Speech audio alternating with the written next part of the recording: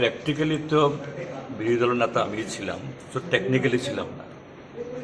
কেননা percentage of vote, অর্থাৎ vote share, এবং এজ এ অপোজিশন লিডার যেভাবে সরকারের বিভিন্ন বিষয়ে যেগুলো কি বলে এই জনগণের হিতকর নয় বা ভুল, এগুলোকে তোলার দিক থেকে আমার তো মনে হয় যে তখন যিনি বিরোধী দল নেতা ছিলেন তার চাইতেও বেশি আমি চেষ্টা করেছি। উনিও চেষ্টা করেছেন, তাকে আমি করছি না। এটা এক। দুই হলো যে বিরোধী দলের নেতা শব্দটা একটু নেগেটিভ, নেতিবাচক। বিরোধী দলের নেতা মানে হলো সরকারের শুধু বিরোধিতা করে না, এটা part and parcel of the governance. আমাদের সংবিধানের যে মাহাত্ম্য হলো এটা, এই দেশে শুধু শাসক দল না, বিরোধী দল এবং তার নেতাকেও সাংবিধানিকভাবে স্বীকৃতি দেওয়া হয়েছে পার্লামেন্ট এবং আর সমস্ত এই যে এই হাউসগুলোতে।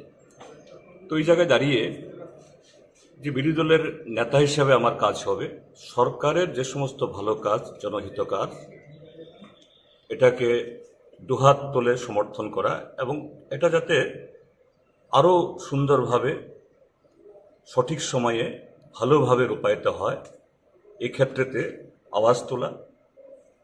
আর অন্যদিক থেকে শাসক দল স্বাভাবিক শাসক দল হওয়ার সুবাদে তাদের নজরের মধ্যে কোনো দুর্বলতা বা ত্রুটি থাকলেও এটা শাসক দলের পক্ষে এটা স্বীকার করা মুশকিল, বা শাসক দলের বিধায়করা তাদের নজরে পড়লেও এটা করতে পারেন না। তো বিরোধী দলের নেতা হিসাবে এবং বিরোধী দলের প্রতিনিধি হিসাবে আমার কাজ হবে যে সরকারের সমস্ত ভালো কাজের যেমন সমর্থন করা, ঠিক তেমনি যেখানে ভুল হচ্ছে, ভ্রান্তি হচ্ছে বা জনবিরোধী কাজ হচ্ছে এটাকে জনসমক্ষে তুলে ধরা। তো সেভাবেই আমার যতটুকু অভিজ্ঞতা অর্জিত হয়েছে এই হাউজের প্রায় 2 দশকের মেম্বার হিসাবে এবং সাংসদ হিসাবে, আগামী দিন এই ত্রিপুরা রাজ্যের 40 লক্ষ মানুষের স্বার্থে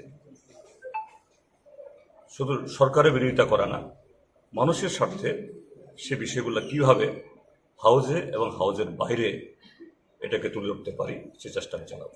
যারা এর আগে সংখ্যাতত্ত্বের নিরিখে তৃতীয় দল থেকে প্রধান বিরোধী দল হিসেবে উঠে আসছে সিপিআইএম তথা বামপন্থীরা, এর প্রভাব লোকসভা নির্বাচনের মধ্যে পড়বে বলে মনে করেন? না, আমি এটা এই মন্তব্য করব না, নির্বাচনের সম্পর্কে কোনো বক্তব্য করবো না, এটা উচিত নয়। এখন কোড অফ কন্ডাক্ট চালু আছে। যারা এর আগে বিরোধী দল নেতা ছিলেন তারা কি তাদের সঠিক ভূমিকা পালন করেছে বলে মনে করছেন? না না, সবাই সবার মতো করে তাদের সর্বোৎকৃষ্ট যে কন্ট্রিবিউশন তারা পালন করেছেন।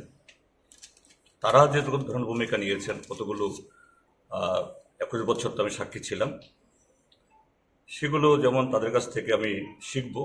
এবং গত 1 বছরও যিনি ছিলেন তারও অনেক চেষ্টা ছিল তার সমস্ত এরকম ভালো কাজ জনস্বার্থে, আমি পার্টির কথা বলছি না, জনস্বার্থে সেগুলো যাতে কাজে লাগাতে পারি এটা আমি চেষ্টা করব। অবশ্যই আমার আগে যারা বিরোধী দল নেতা ছিলেন প্রত্যেকেই তাদের দায়িত্ব তারা পালন করে গেছে। নিয়ম, আমাদের ত্রিপুরা রাজ্যে বিধানসভার আসন আছে 7খানা। এতদিন ত্রিপুরা মথা ছিল বিরোধী দলের এবং যার নেতৃত্ব করতেন অনিমেষবাবু। ত্রিপুরা মথা যখন ভারতীয় জনতা পার্টিকে সমর্থন করলো এলআই পার্টি হিসাবে, অটোমেটিকলি ত্রিপুরা মথা এবার চলে গেল শাসক দলে সাপোর্টার হিসাবে, এলআই পার্টি হিসাবে। তো out of 60 number MLS, CPIM have 10 numbers. তো সাংবিধানিক নিয়ম নীতি অনুসারে সিপিআইএমই এখানে বিরোধী দলের নেতৃত্বের মর্যাদা পাবেন এবং সিপিআইএম পার্টির গাইডলাইন হিসাবে ওনাদের চিঠি বলে যে ওনারা জিতেন বাবুকে বিরোধী দলের নেতৃত্ব পদে বসাতে চান, সেই মোতাবেক আমি আজকে স্বীকৃতি দিয়ে দিলাম জিতেন বাবুকে বিরোধী দলের নেতা হিসেবে এখানে আমরা ভূমিকা পালন করবে। স্যার, এটি কততম বিরোধী দল নেতা হিসেবে বলছেন?